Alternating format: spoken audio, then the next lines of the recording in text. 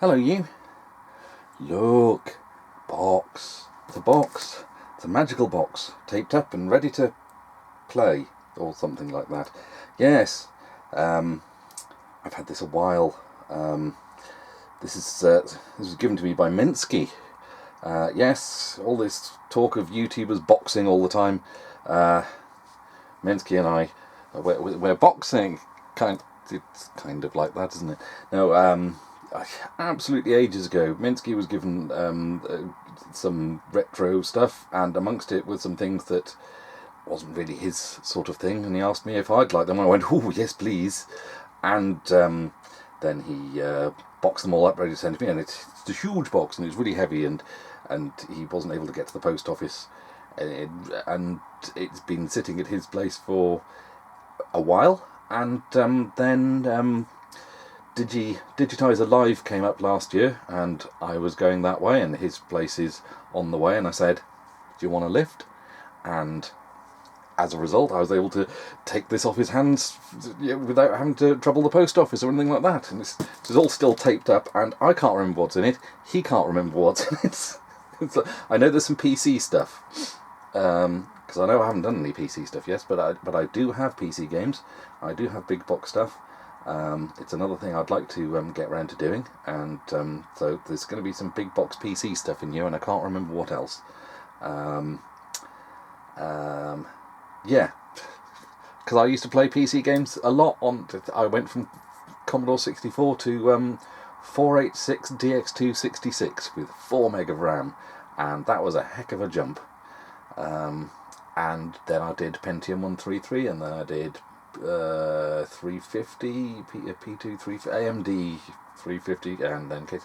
And I've kind of dropped off PC stuff again recently. I say recently, in the last 10 years. My last new PC build that I did was probably an Athlon XP. But anyway, you're here for the box, aren't you? So let's, as you can see, if I lift this up, as you can see, it's sat on my dining table for a while, and Mouseco's had a good old go at it. She does like her boxes. So yeah, she started opening it herself. Like I said, it's been sat on my dining table for I don't know how long. Because finding the time to open it up just hasn't happened, and I thought, oh, maybe I'll open it and do it as a Christmas video, do it as a Boxing Day unboxing, and that didn't happen. And as is often the way with these things don't happen unless you make time for them, and things have been pretty rough lately. Really, I don't want to put a down or anything. I'll just say it's been a really hard time lately, but then, you know, when isn't it generally with me, eh? I'm always complaining about something, aren't I? I do worry if I knock people off by constantly whinging all the time, but it does feel like there's an awful lot to complain about. Right, okay, I thought that was... Okay, well, we'll go this side then. No, I think that's... How's this meant to? I can't quite tell. No, that's sealed there. That's it. Where's the hinge on this? Is that it? I think puncture it here. Maybe a knife rather than just the strange sort of metallic multi-tool that I've got. I don't know how this is meant to open this. I can feel a seam there.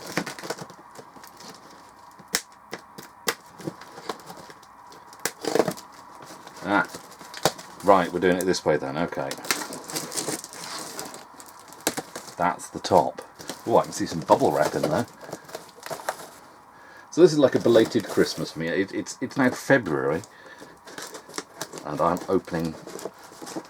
Well, it wasn't a Christmas present, but I did think maybe I could open it like a Christmas present, but there we go, belated Christmas, shall we say.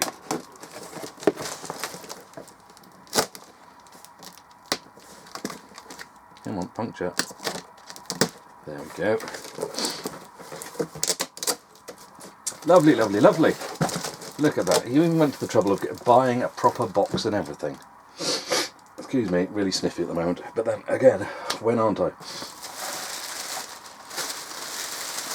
He's just sent me a box of cardboard and bubble wrap, hasn't he? No, it's definitely heavier than that. That is there. So, tell you what, I'll close my eyes, I'll just lift that up. And can you see what it is yet? Right, okay, now I'll have a look. Ooh, strategy guides. Ooh, what have we got? Quake 2. I haven't played Quake 2 in ages. Covers PlayStation version. Ooh. I've not played the PlayStation. I can't remember the last time I played Quake 2.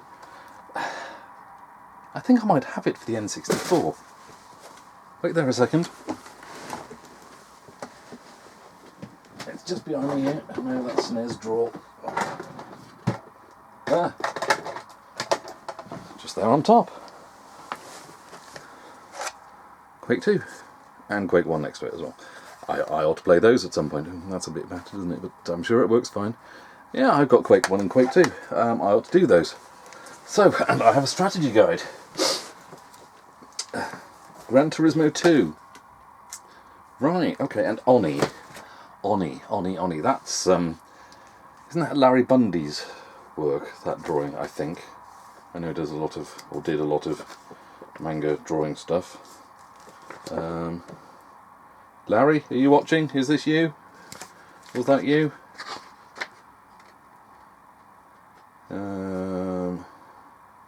It's not going to list the name of artist right there at the start. Oh, well, anyway, Oni. Have I got Oni there on the shelf? No, I've got Oni Musha. I think I played the demo of it, to be honest, and was a bit sort of, The GT2. Have I got GT2? Let me just go over to the PlayStation stuff.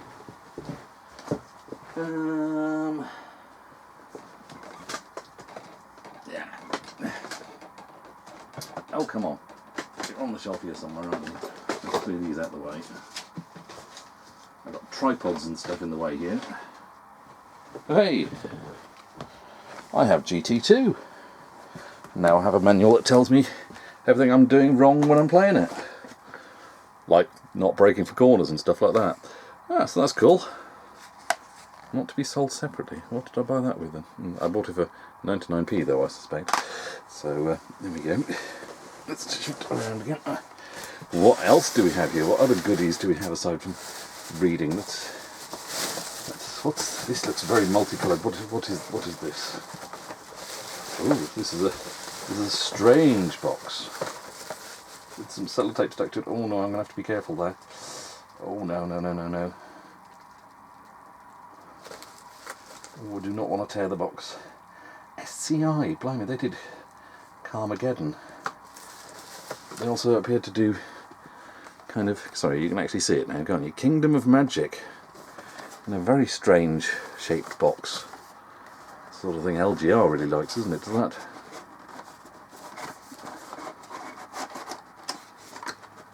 Come out. Right, so so it comes actually in that size box. Look at that rendered graphics there. That's 3D Studio 4 level, isn't it? That's when I was learning 3D Studio. I very much doubt that's 3D Studio Max. So we've got quite a chunky manual. I don't remember this one.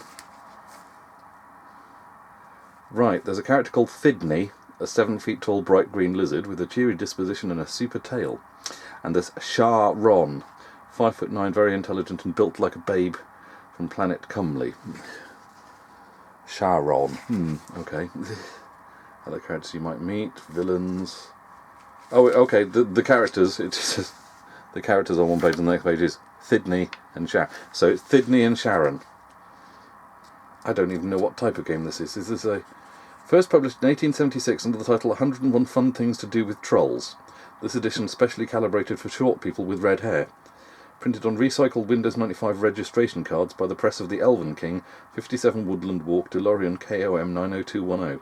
Inexpensive business stationery, a specialty. Call 1-800-SMUDGE and ask for Steve. This strikes me as being a point-and-click adventure that I've never heard of. Okay. 2 playable characters, 3 different quests, 105 game locations, completely non-linear gameplay, Silicon Graphics 3D game environment. Okay, not 3D Studio 4 then. Where is this Kingdom O' Magic? Why does it exist? What are the social impacts? Play the game and all these questions might just be answered. If you don't, well, have you considered therapy? Requires a 486DX33 with 8 meg of RAM. This'll be a blast from the past. Control mouse and own choice of finger.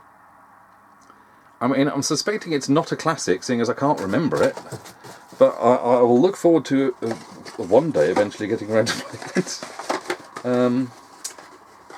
Thinking about it, the laptop that I've got over there is a Pentium 60 with a CD drive and everything, so that should work nicely. I just need to put, I'll just put that in upside down. No, hang on, no, that's the right way, app. Look on the, hang on. No, right, okay, it's me being thick. Kingdom O' Magic.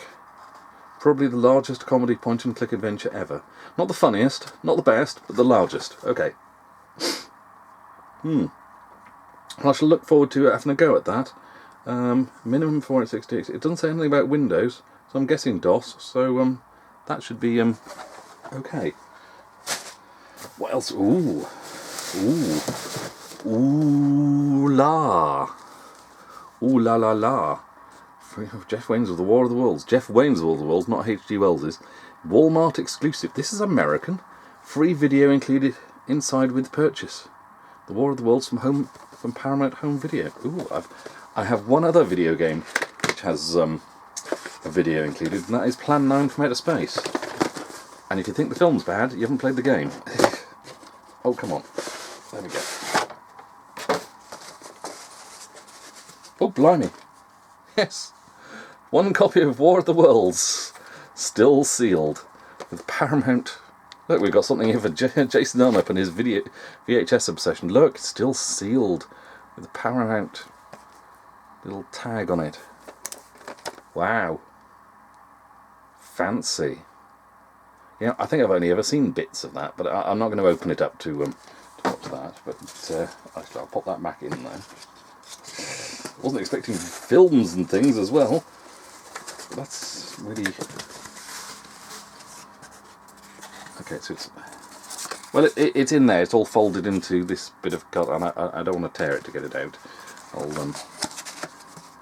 yeah. There's a manual and there's a CD in there and a shiny box. So from Rage Software.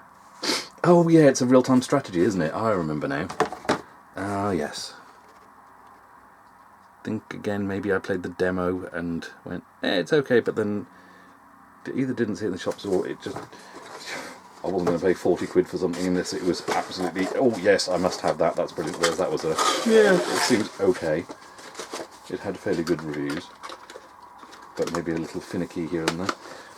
And probably certainly better than the recent BBC production, which I watched the first episode of and was just, this is really not grabbing me. But there we go.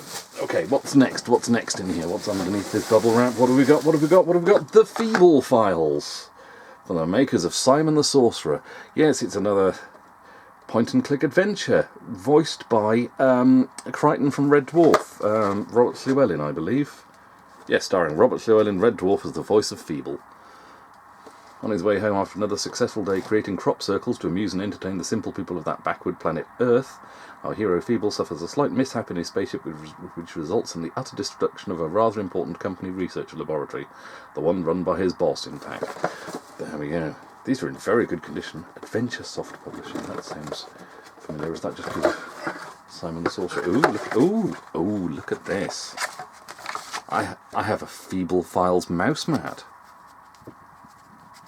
Listen to the wibbly wobbly. There we go, lovely. Didn't bother to include proper jewel cases for your game, but I guess they figured, no, you're going to keep it in the box, aren't you? Keep it in the box. A hint book order form for only £5, registration card, Feeble Files installation instructions, not part of the normal instructions. Oh dear, bump foot. I'm dropping stuff on the floor now. Simon the Sorcerer 3D, that was terrible, wasn't it? That really wasn't very good. And Elvira's Horror Pack. Oh, what is this? She's back, Triple Terror Thrills. Elvira's Horror Pack, available now only $14.99 in the flesh. Elvira, Mistress of the Dark, Elvira 2, The Jaws of Cerberus, and Waxworks. Alright, okay. I'm not sure. Have I got Elvira? Pick up that from the floor. I'm not sure if I've got Elvira. I don't think I do. Let's put that back in there. And those back in there. And glue that back up again. And just have a quick shufty on the games shelf in a second. Bear with me, just stepping behind you. No, you don't need to get up. Don't mind me.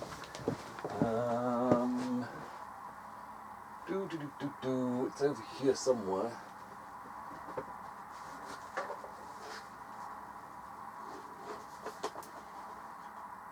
Right. I don't know if you can hear me from over here. Oh, there's that. Might as well grab you that while I'm looking at these shelves. As I was saying, there's Plan 9 from Outer Space with the video cassette included. And I do have Simon the Sorcerer 2, which I remember at the time was a bit... Oh, look! Also available, Feeble files. So I guess these will sit on the shelf next to each other. Not so much in that one. But, and Simon the Sorcerer Puzzle Pack. Yeah, I remember being a bit disappointed with Simon the Sorcerer 2 because it wasn't Chris Barry's voice. So, I can't remember who did the voice for it. Try not to kick the tripod, Rob. So we have the Feeble files. Fun, fun, fun. I do like the old point-and-click adventures, though. I didn't buy that at the time because I only ever bought LucasArts ones. Because I did buy King's Quest 7. I was massively disappointed with it and resolved to only ever buy the LucasArts ones. Although I did also get Flight of the Amazon Queen and Beneath the Steel Sky. I see Donald Duck here, or rather Maui Mallard in Cold Shadow. I don't know this. Power Play, video game action for the PC. These are in immaculate condition. This is so shiny. I mean, you can see that, can't you? Right, it appears to be a platformer. I know nothing about this. To be honest, I don't even know anything about Maui Mallard. Never really watched Disney Channel or anything like that, so any of these weird spin-offs, I mean, it would probably the only spin-off, the Chippendale Rescue Rangers. I always want to say Chippendale Rocket Rangers. That would be a spin-off, wouldn't it? And, is this... No, it's not still sealed, but it looks like it's never been... Yeah. Okay. Windows 3.1 and Windows 95. Good. And we have a manual, we have some bump about other stuff, we have a quick reference card. Oh, we've got lots of bump that they probably got paid to put in. So turn your computer into a party. Right, Quack Pack, Mighty Ducks. Yeah, Tailspin and Rocket Rangers, Rescue Rangers. A gamepad so you can actually play platform games decently instead of on a keyboard, and Family PC. See, free coupon, never heard of them. Where's that come from? PO Box 37083, Boone, is that Idaho? IA? I don't know. Yeah, I do not know anything about that one, but I'm suspecting that era is going to be around the same time as Aladdin and Lion King, and I played Lion King through to completion on PC. My girlfriend and I at the time really liked that one and thrashed it to bits. 2-speed CD-ROM drive, 8 meg of available RAM and 10 meg free disk space. Ooh, I'm not sure. 486-33 or better, DOS 6 or higher. Good. I have some DOS 6 discs behind me. 8-bit sound, 16-bit recommended. Sorry, I was... 256 colour VGA. Oh, Windows 95 as well. There we go. So DOS, Windows 3.1, or Microsoft Windows 95. Nice, very shiny. These are very good condition. These boxes. Oh, hello. Gearheads. Now I've got this, but not in the box, because the problem with big box computer games is they're big and they take up space. So over the years, don't mind me stepping behind you.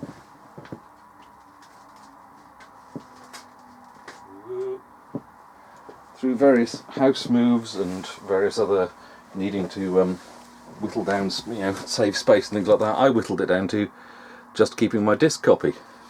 But now I have room on the shelf. I say I have room on the shelf. I'm not sure. I'm going to have to find room on the shelf for these. Now I have a boxed copy again. So that's fun. Let's not there. Let's have a quick look at the.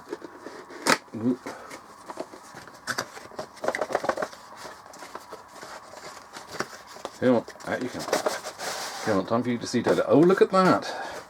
I just noticed mine's got a security sticker that's torn.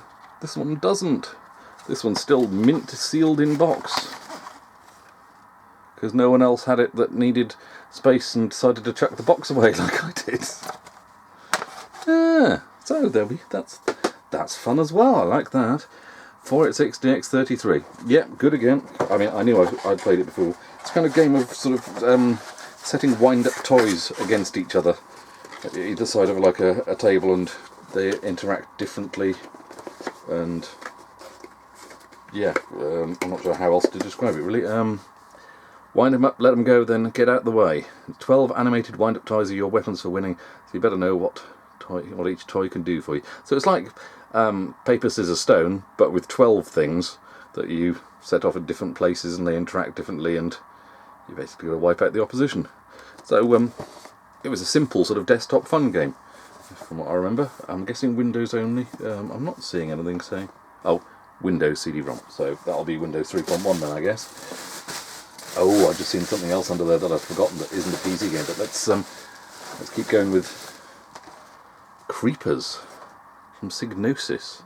Another one I've never heard of. Hang on, that was my phone buzzing then. I better just check that Jules doesn't need me for anything. No, something else. That can wait. There we go. Creepers. That's don't know if you can see how rough that looks like. That's drawn in felt tip. Are you looking for an environmentally responsible alternative?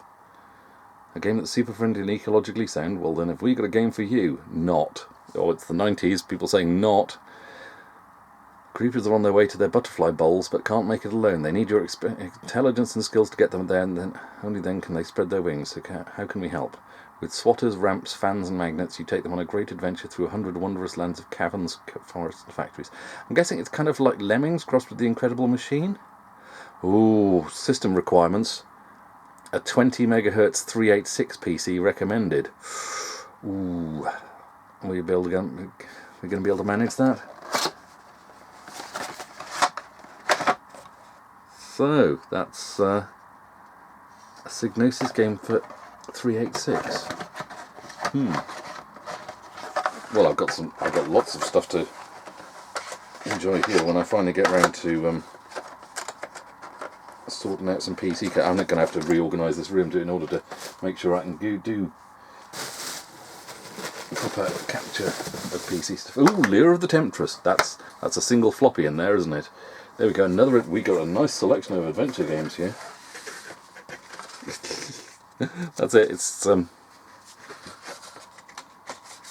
we go. The sold out re-release of Laer of the Temptress. No manual. They really were budget re-releases, weren't they? But hey, I mean, most of it fits on a couple of floppies, if not one, I think. Again, I think it's one that I might have played it on a friend's once, but again, it wasn't quite up to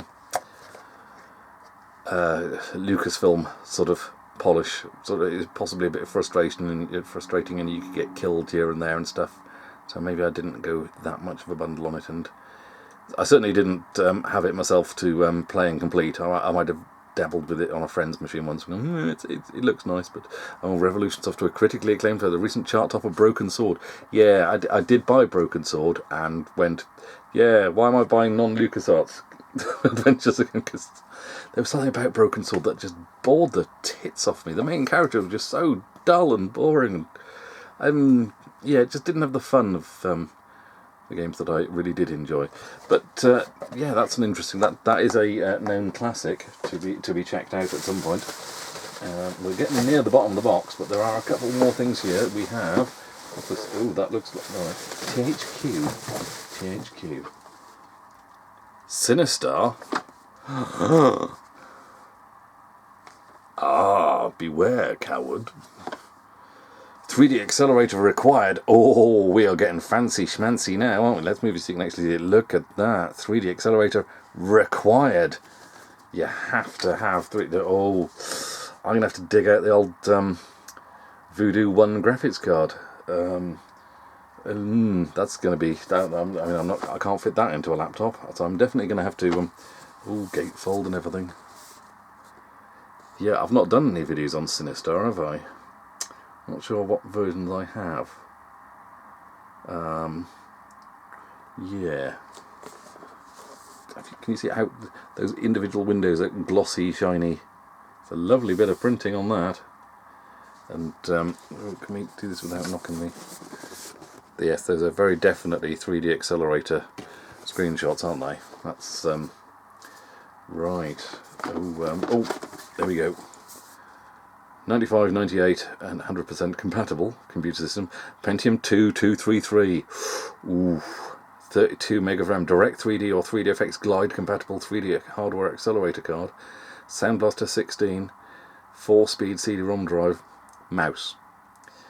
Supports force feedback. Oh my giddy god. So I'm going to have to dig out the old force feedback joystick and find the power supply for it. That was a hefty beast, that, and it got quite warm. Oh my word, it's never been played.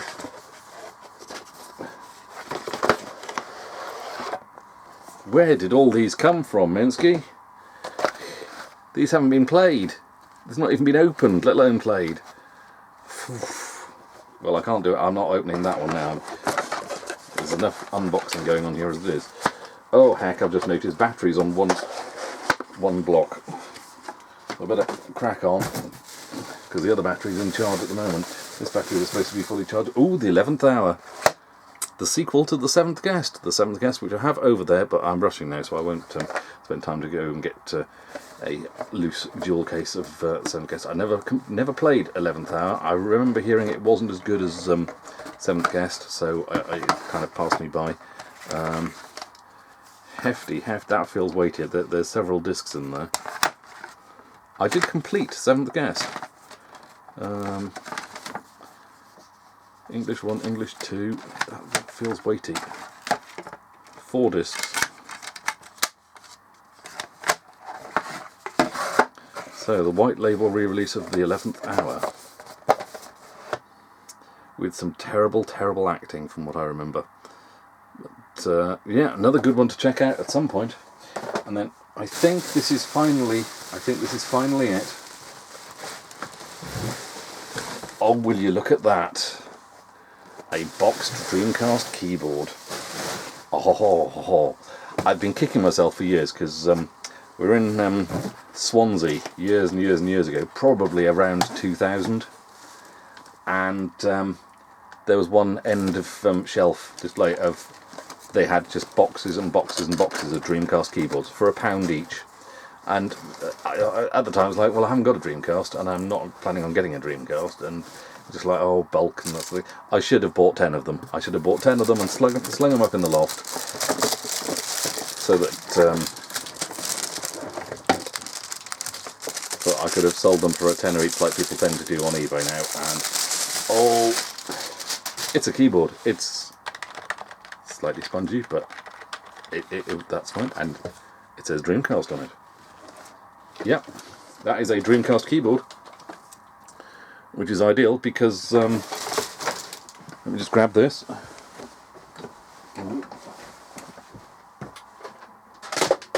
Honest, I did prepare for this.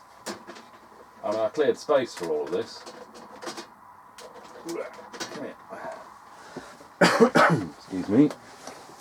Because here is my Dreamcast. There are many like it, but this one is mine.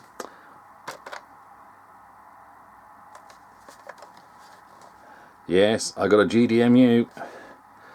I've got a GDMU and a blue light there, and I've got a Noctua fan replacement in there. I've been busy on this lately, and I haven't had time to do much gaming. I have found time to tinker with this and fit a GDMU board and a Noctua fan, and I've replaced the LED with a nice blue one, and I've also got on the way a fuse for the controller board and replacement battery. So I'll be doing that, and maybe at some point I'll paint it. I'll have to put the modem back on for what good it does. Maybe paint it, maybe retro bright it, I'm not sure. But yes, be prepared for some more Dreamcast stuff to appear on the channel. In particular now, Typing of the Dead. Oh yes, yes. I do have, there's having to get up again. Where is it? It's like this pile of, there's a pile of discs over here, and Typing of the Dead is amongst them. Oh, there we go. Right, see, I have Typing of the Dead for PC.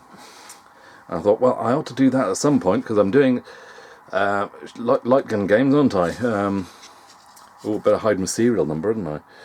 So, so I've got Typing of the Dead for the PC and played that a fair bit, but I've never played the Dreamcast version because I didn't have a Dreamcast keyboard. And now I do. So that's very cool. So that's very nice. So I better put that back in there, and I will fire that up soon and have a go at that. And then obviously the Dreamcast keyboard can go back in the box. And oh, look at that! Right, things to collect. I have a VMU. I have several controllers. I have a race controller. I have a Dreamcast gun. Don't have an arcade stick. I need to complete the set, don't I? So, oh yeah, and that's the other thing with the Dreamcast, with me spending birthday and Christmas money. I got the GDMU and all these sort of things. It's also got VGA cable, so things look mighty crisp and sharp instead of the old fuzzy RF footage that I was doing before. Not that there's anything really wrong with RF footage. I do like it on a lot of my systems, but I figured it was about time to see what VGA on Dreamcast is like, and it's very crisp and sharp and lovely. But there we go. I better wrap up there after unpacking all this. I better wrap up because battery's about to die by the looks of things on this. I've got some lovely PC games there to add to the shelf for when I get round to doing PC stuff. So that's nice. That's some really obscure, weird things there. I mean, not sort of like, oh look, here's Need for Speed, here's this, that, the other, you know, stuff that you might go. I mean, Feeble Files, Creepers, Maui Mallard in Cold Shadow, Bah, I don't know with half of these. Kingdom O' Magic. I mean, curious, very, very curious. And I mean, we've got, what was it saying on that?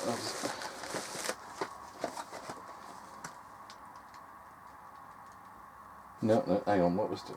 Didn't it say that was voiced by... No, hang on. Oh, I'm getting lost now. Feeble Files was voiced by Chris Barry. No, Robert Llewellyn. Oh, yeah, Simon Sorcerer was Chris Barry, wasn't it? But Kingdom of Magic, didn't that say that was voiced by someone? I can't remember now.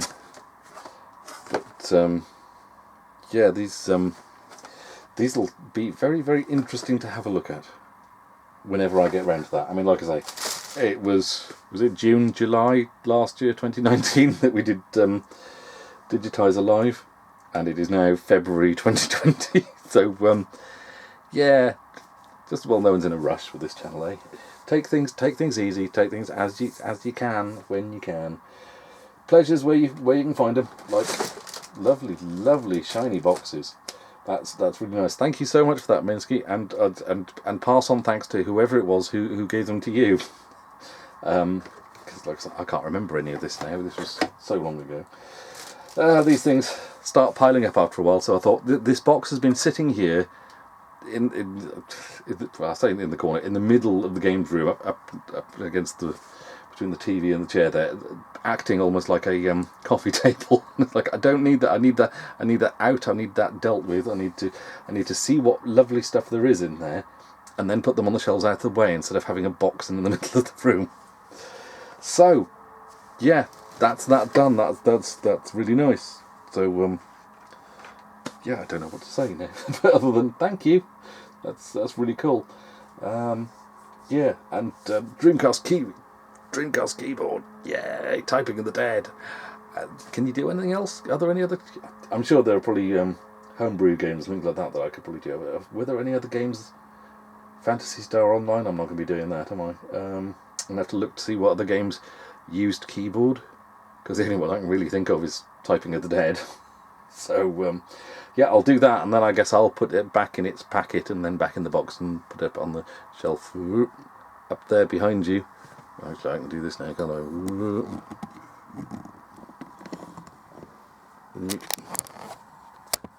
Up there, where all the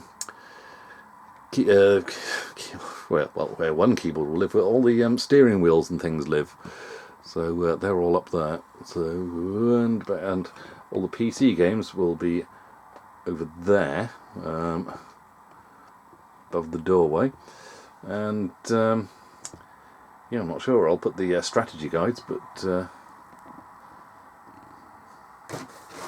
this is all looking wonky on the camera now. I should have moved it around. Let's move that viewfinder. Can we see? Yeah, that'll do. So, yeah, I guess I'd better put that back in the box and put these things on shelves, and yeah, and then find some time to actually play something at some point. But in the meantime, thanks for joining me for that, because that's really fun. Large box filled with large games, large game boxes. Yeah, hope you enjoyed watching. I'll catch you on the next one, maybe. Ta-ta!